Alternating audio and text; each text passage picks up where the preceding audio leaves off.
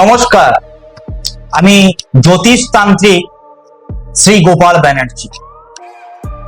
আজ যে টোটকাটি বলবো, কিছু মানুষ দেখবেন রাস খুব পাতলা হয়, রাস ভারী বা রাস পাতলা, এটা আমরা শুনে থাকবেন। দেখবেন অনেক মানুষ বলে, তো কিছু ভয় পান, ভীত হয়ে যান, কুপ্রভাব আপনাদের মধ্যে হয়ে থাকে।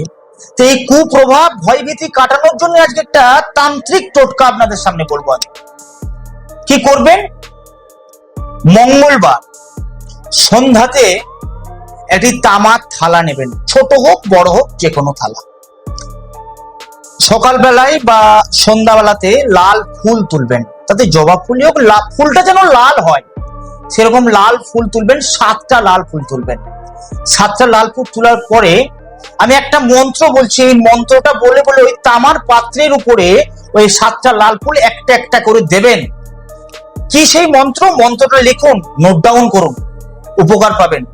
লিখুন ওম অম হ্রিম ক্লিম চামুন্ডায় সাহা। আবার বলছি, নোট ডাউন করুন, ওম অম হ্রিম ক্লিম চামুন্ডায় সাহা। এই মন্ত্রটি 7 বার বলবেন এবং একটি করে লাল ফুল ওই তামার পাত্রের উপর দেবেন।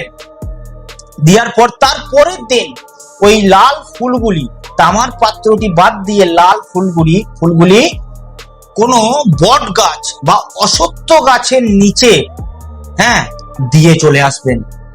করবেন 10 থেকে 15টি মঙ্গলবার বা 20টি মঙ্গলবার করুন।